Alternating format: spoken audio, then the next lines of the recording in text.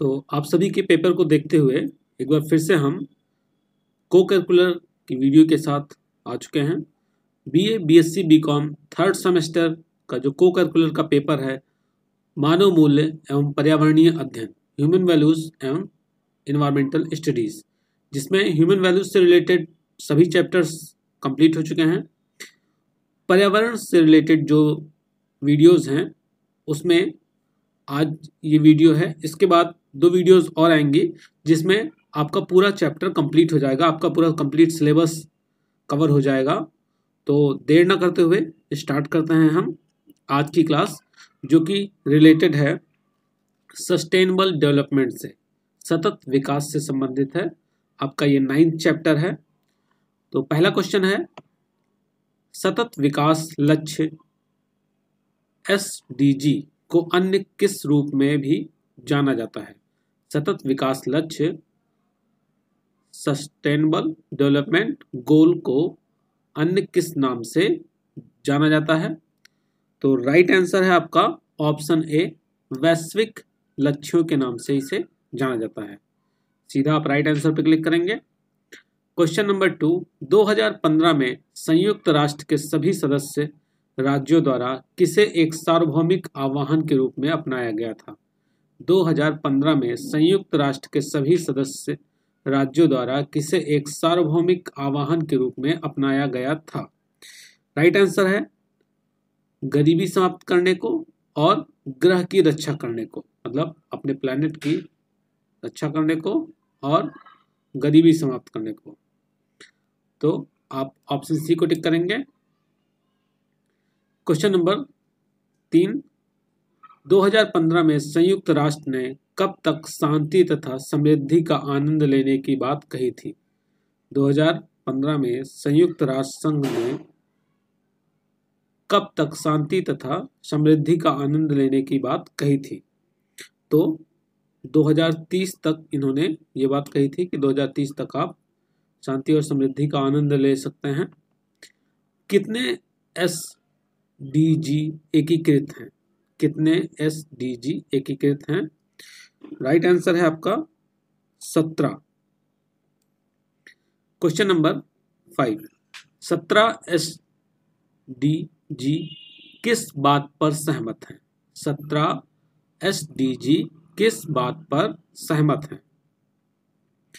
तो ये सभी सहमत हैं कि एक क्षेत्र में की गई कार्यवाही दूसरे के परिणामों को प्रभावित करेगी, विकास को सामाजिक, आर्थिक और पर्यावरणीय स्थिरता को संतुलन करना चाहिए। ये दोनों ही कथन सही हैं, तो आप ऑप्शन सी को टिक करेंगे। क्वेश्चन नंबर 6, देशों ने किसे तेजी से प्रगति करने के लिए प्रतिबद्ध किया है? देशों ने किसे तेजी से प्रगति करने के लिए प्रतिबद्ध किया है? राइट आंसर होगा सबसे पीछे रहने वाले देशों को, मतलब सभी देशों ने मिलकर जो विकसित देश हैं और कुछ विकासशील देश, ये सभी मिलकर जो सबसे पीछे रहने वाले देश हैं उनको आगे, उनका डेवलपमेंट तेजी से हो, इसके लिए प्रतिबद्ध किया है। SDG को दुनिया में कई जीवन बदलने वाले डैश डैश में लाने के लिए डिजाइन किया गया है। SDG को दुनिया में कई जीवन बदलने वाले डैश डैश में लाने के लिए डिजाइन किया गया है। तो राइट आंसर है आपका 0। SDG को दुनिया में कई जीवन बदलने वाले 0 में लाने के लिए डिजाइन किया गया है। ये क्वेश्चन थोड़ा सा कंफर्म नहीं है, इसकी लैंग्वेज कंफर्म ही नहीं है, तो इसको आप रिजेक्ट कर सकते हैं। नेक्स्ट क्वेश्चन देखते हैं आगे का।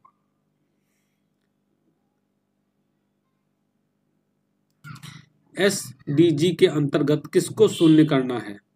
SDG के अंतर्गत किसको शून्य करना है?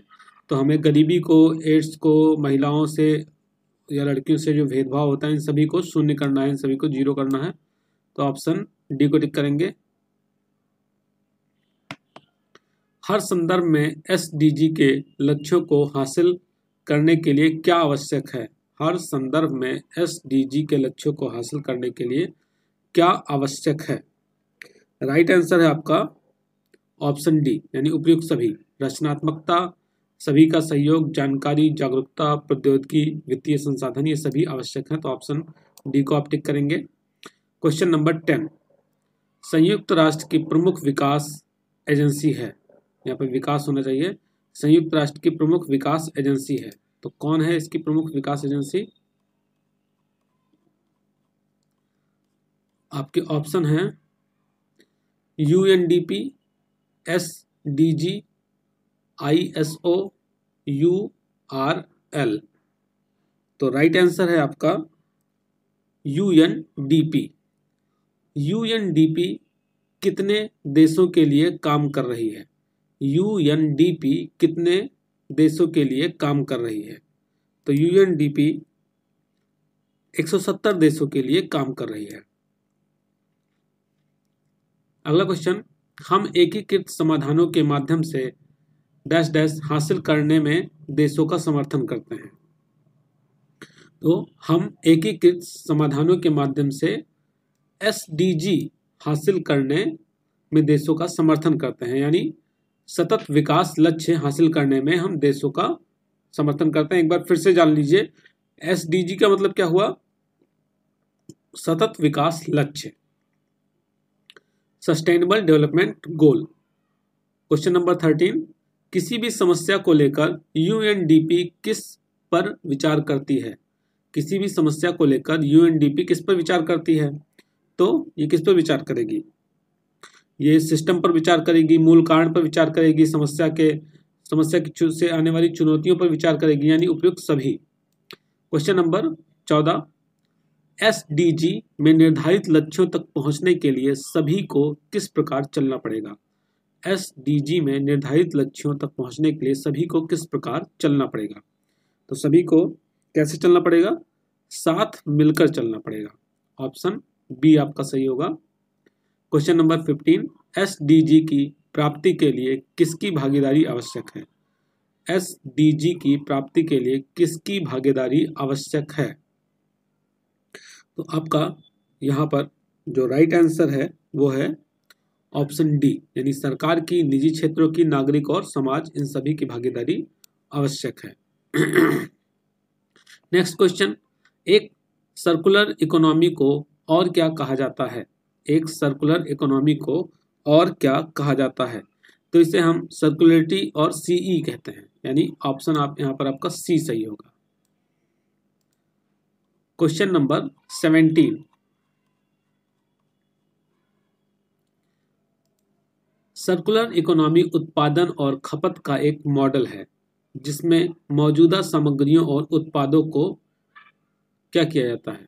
तो इसके अंतर्गत हम सर्कुलर इकोनॉमी उत्पादन और खपत का एक मॉडल है जिसमें मौजूदा सामग्री और उत्पादों को पुनः उपयोग करते हैं, नवीनीकृत करते हैं, पुनः चक्रण करते हैं, ये सभी इसके अंतर्गत आते हैं, यानी ऑप्शन डी पे आप टिक करेंगे। क्वेश्चन नंबर 18, CE का उद्देश्य किन वैश्विक चुनौतियों से निपटना है?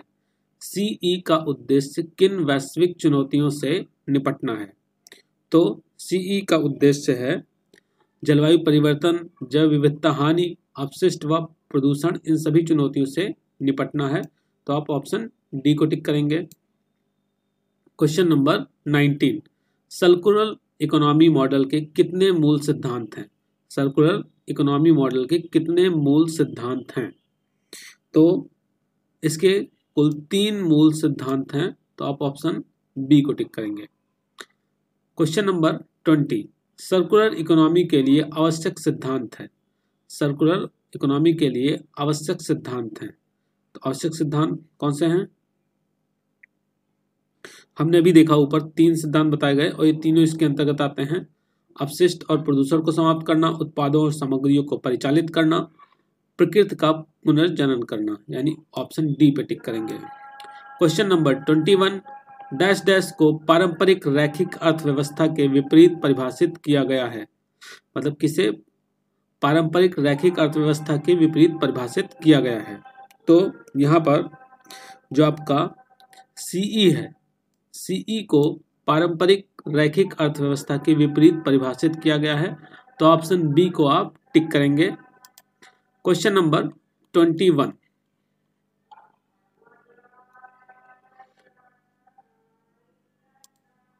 डैश डैश को पारंपरिक रैखिक अर्थव्यवस्था के विपरीत परिभाषित किया। यह हो गया। क्वेश्चन नंबर 22 देखते हैं हम। एक रैखिक अर्थव्यवस्था में किसको ऐसे उत्पादों में बदल दिया जाता है जो अंततः बर्बाद हो जाते हैं। एक रैखिक अर्थव्यवस्था में किसको ऐसे उत्पादों में बदल दिया जाता है जो अंततः बर्बाद हो जाते हैं। तो यहाँ पर आपका राइट आंसर होगा ऑप्शन सी, भौतिक संसाधनों को। भौतिक संसाधनों को ऐसे उत्पादों में बदल दिया जाता है जो अंततः बर्बाद हो जाते हैं। क्वेश्चन नंबर 23, वह क्रिया जिसमें प्राकृतिक संसाधन अंततः समाप्त हो जाते हैं उसे किसके द्वारा संक्षेपित किया जाता है। वह प्रक्रिया जिसमें प्राकृतिक संसाधन अंततः समाप्त हो जाते हैं उसे किसके द्वारा संक्षेपित किया जाता है। तो राइट आंसर है आपका यहाँ पर टेक मेक वेस्ट, यानी ऑप्शन डी। क्वेश्चन नंबर 24, एक सर्कुलर अर्थव्यवस्था एक क्लोज्ड लूप सिस्टम बनाने के लिए पुनः किसे नियोजित करती है। एक सर्कुलर अर्थव्यवस्था एक क्लोज्ड लूप सिस्टम बनाने के लिए पुनः किसे नियोजित करती है। तो यहाँ पर ये उपयोग व साझाकरण को, मरम्मत व नवीनीकरण को, पुनः निर्माण व पुनर्चक्रण, इन सभी को नियोजित करती है। तो राइट आंसर ऑप्शन डी आपका सही होगा यहाँ पर। क्वेश्चन नंबर 25, रैखिक अर्थव्यवस्था संसाधन इनपुट को कम करती है और किसका निर्माण करती है। रैखिक अर्थव्यवस्था संसाधन इनपुट को कम करती है और किसका निर्माण करती है। आपके ऑप्शन है यहाँ पर अपशिष्ट का, प्रदूषण का, कार्बन उत्सर्जन का, या उपयोग सभी का। तो ये उपयुक्त सभी, अपशिष्ट, प्रदूषण, कार्बन, इन सभी इसके अंतर्गत आते हैं।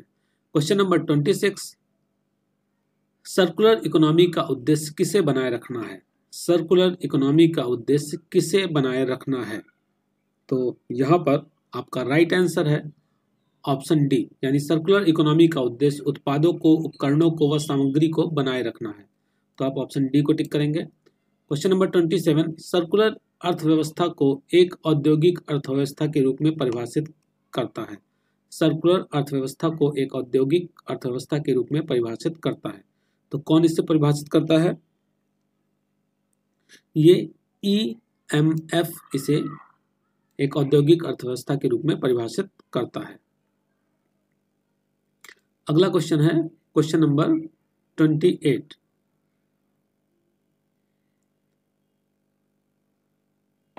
अपनी रिपोर्ट के माध्यम से यूरोपीय संघ में महत्वपूर्ण लाभों की संभावना का विवरण देती है।